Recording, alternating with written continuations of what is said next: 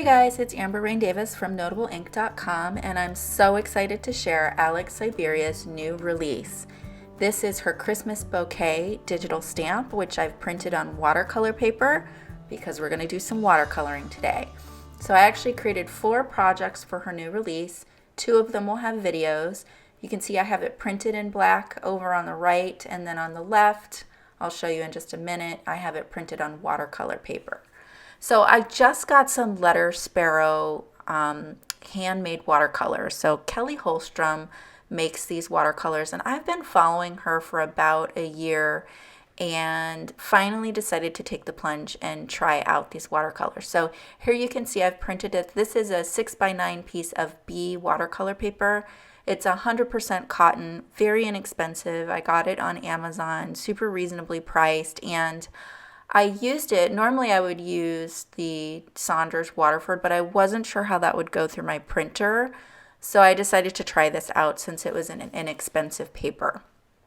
So here I have the light yellow ochre color, and this is a beautiful color. I thought it's kind of funny because I purchased these watercolors. They were on order. I was going to get them in a couple days. And then Alex asked me if I wanted to try out some of her new stamps, and I was like, oh my gosh, these would be perfect. These would be so perfect for these colors that I just got. So I jumped right in with the watercolor. Now I've never used these paints before, and I have just a couple Daniel Smith watercolors, but I don't have too many like artist grade professional watercolor sets. So it was definitely a learning process. Now this light yellow ochre is a transparent color. Here you can see I pulled up a dried orange slice as a photo reference, and I have burnt sienna on the bottom there. And what I did is I just added a dropper of water to the pan just to loosen it up and reactivate the colors. And I'm just using my reference that's off to the side, and I'm going to try and recreate this orange slice. So the light yellow ochre I have really watered down because I wanted to create the white rind. Or I guess it's not the rind. Is it the flesh? I'm not sure. Whatever the white part is between the rind and the fruit, I wanted to keep that really white, except for it is a dried orange slice, so it will have a little yellowing to it. So here I'm coming in with some watered down burnt sienna, and I'm just adding some texture to the orange slice. And I find the most effective way to do watercoloring is lots and lots of layers. And when I get to the flower, you're going to see what I mean. I work that flower over quite a few times. So here I'm just adding some shadows to these orange sections with the burnt sienna, and that is to give it some dimension. This one, you can't see the left side of the section, so I went ahead and added my shadow down the right side, and then I decided to go ahead and do that on both sides. I will let this dry a little bit, and then I'll come back in with another layer of color, because right now the orange fruit, the sections are still pretty white with the exception of the texture. So I've mixed a little bit of the burnt sienna with the yellow ochre, watered it down some, and I'm going in there. And the reason I'm leaving those white areas in the orange section on the far left is because there's some leaves. There's some pine leaves that go through there. So I'm just leaving some space for those. But in the end, you're better off actually just coloring in the whole section and just painting your leaves right on top of it. That would be more natural. I'm going to talk about that a little bit more when we get to the ornament bulb up top. So I'm going ahead and I'm starting with the flower here. Now, this is my first time working with a granulating paint. And to be honest, I don't know. I struggled with it a little bit. So what this is a mixture of Potter's Pink, which is a super, super granulated paint, and also some French Red, which is more transparent, maybe just a touch of granulating, but that Potter's Pink really granulates quite a bit. So I'm going in with a wet on dry technique for the first layer. And once the paper is wet with that pigment, then I come in with a little more concentrated amount of paint and start to bring in my shadows. I'll go back in and just soften that edge a little bit with the diluted paint that you can see. So I've diluted paint on the left in the puddle, and then when you see me go straight up to where those pans are, and then I'm taking fully pigmented paint straight out of the pan to get a darker color. So at any given time, I'll have super diluted paint on my palette over there, and that palette is just a white ceramic tile, nothing special. I think it was like 44 cents or something at like Home Depot. But I like the surface of it, and I like that it's bright white. So I'm going to show you a couple of these petals. The other thing that I did is I added some pearl paint around the edges. So here I've dried the flower, completed the flower, dried it, and I'm going to come in with some fully pigmented paint of the, I think I'm using a mixture of the Potter's Pink and maybe just a little bit of the French Red. And I'm just adding some shadows. I'm also going to add a little bit of a vein down the center. And this looks pretty crazy right now, but I am going to go in and soften it. And like I said, so a couple things are different with this, right? So when I ordered my paints, I decided to order muted colors. So if you follow me, then you know that I'm a huge fan of super bright colors. So a couple things are going on here. A, I'm not used to using muted colors in my designing. I just don't do it very often, but I thought it would be really pretty for some holiday cards. And also, like, I need to expand my horizons and kind of diversify a little bit.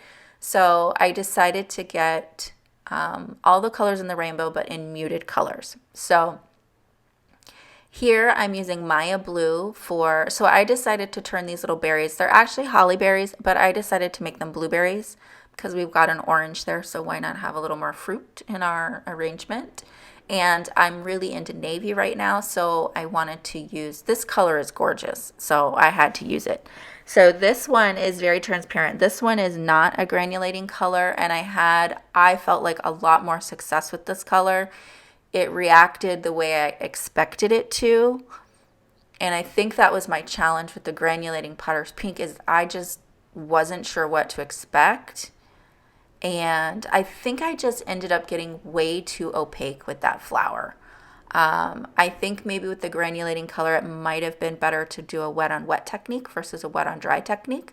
I don't know. I'll have to play around with them more and see what else I can create. I think I might do maybe some Christmas tags or something like that. So here is a candy cane up at the top, and I went ahead and did the stripes in that same mixture that I have of the Potter's Pink and the French Red.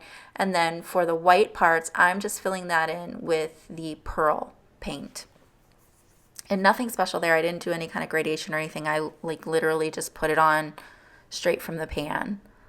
And I'm moving on to the ornament. Now you're going to see me, so I'm using a really watered down of the Maya Blue because that Maya Blue is super pigmented. You'll see that in a minute. Now here, again, I'm avoiding where the pine leaves are going to go.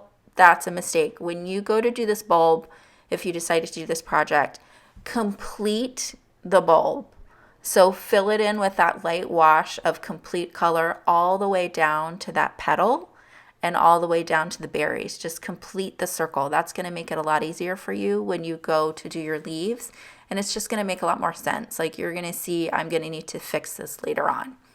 So you can see I'm pulling some full pigment straight from the pan to create my shadows. And isn't that the most gorgeous color? I love that color. Here I'm using, what is this color? This is Capit Mortem, and it's a neutral brown. And I'm just using that to add shadows to the pearl, which almost gives it like a galvanized look. It's a really cool effect.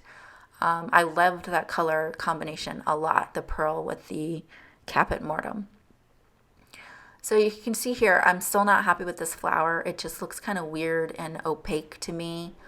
So I was trying to blend it out a little bit. Here I'm going to start with the leaves, and this is Verona Green. Which is actually, even though it looks pretty dark in the pan, it's quite light, even at its full pigmentation. It's a pretty light muted green. This is super pretty, but I definitely think that I'll need to get a darker green to go along with the set. I could have mixed it, actually I do end up mixing it with a little bit of the indigo to darken it up a bit. So I'm just filling in the leaf. I'm going to fill in another leaf off screen, and then we'll add some details. So there you can see I'm mixing in a little bit of that Maya blue so that we can get some darker shadows in there. Sorry that my voice is scratchy. So I really have enjoyed these paints, and I definitely do want to get a few more colors. So here I'm just going to use the Maya blue to add more shadows, and then also a little bit of detail, some veining to the leaves. And you don't need a lot of detail in these leaves because the majority of them are covered up by the pine boughs that we're going to add in. So here I have a little bit of the green mixed with indigo, and I'm just gonna use my brush to create these shapes because I can barely see them. To be honest, I probably didn't even follow the lines very well. I printed this so light on the page. I think I printed it at 10%. So I turned it like a beige color in Photoshop. So I brought the digital image into Photoshop. I colorized it. There's like a colorized effect. I don't know how familiar you are with Photoshop. I wasn't really familiar with this function, but you use colorize. I turned it to like a brownish beige, and then I dropped it down to 10% before printing it, and you could see at the beginning how light it was. I mean, it was hard for me to see it. So I apologize that this filming is pretty dark. I actually reduced the lighting so that you guys could see some of the image on the page. So you can see that I just built up the pine boughs until I was happy with the color. I think I did go in with a little bit of the Maya blue to add some darker tones to that. So there's 2 layers of the flicking pine boughs on there. And I'm just darkening up the orange slice here. And look at my ornament up top. See how it just stops at that pine bough? So I end up off screen having to continue that ornament. And then it just got all mottled and kind of messy up there. So what I did to mask some of that is I come back in with the pine boughs with bronze, which is like a really metallic gold bronzy color. And I added more flicks to the pine boughs with that to kind of just cover up the mess I had made with that ornament. So you're going to see that at the end. Here I'm using that caput mortuum to just add a little bit of shadow to the candy cane, similar to how I did with the ornament top. And I just keep adding, like this goes on forever, you guys. So I edited out a good amount of the post painting, if you will, here because I just kept deepening my shadows until I was happy. I think I either added a touch of Maya blue or even the caput mortuum to this flower just to get, I don't know, I just wasn't super happy with how the flower turned out, but in the end, after I get a little more deep shadow in there, I do like it more. Here's a close-up so you can see how I finished off that bulb and continued it to that petal and the blueberries there, and then how I added that bronze flicks to the pines so that we could just mask a little bit of that. I also do like the added shimmer there. I kept deepening the shadows, and then I added some white splatter with Altenew ink spray. And I absolutely love the final result of this. I think I just need to practice and get a little more comfortable with the granulating paints, but these paints are so beautiful, and I am so happy with the colors that I picked. I was actually surprised that I picked colors on my own that went really well together. So that was an accomplishment in and of itself. I'm sure the paper I used impacted how the paints performed as well, so I'd like to use my favorite paper next.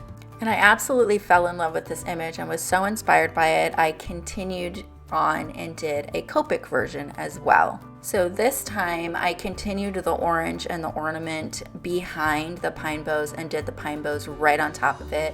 I printed this in black ink, which I also really liked.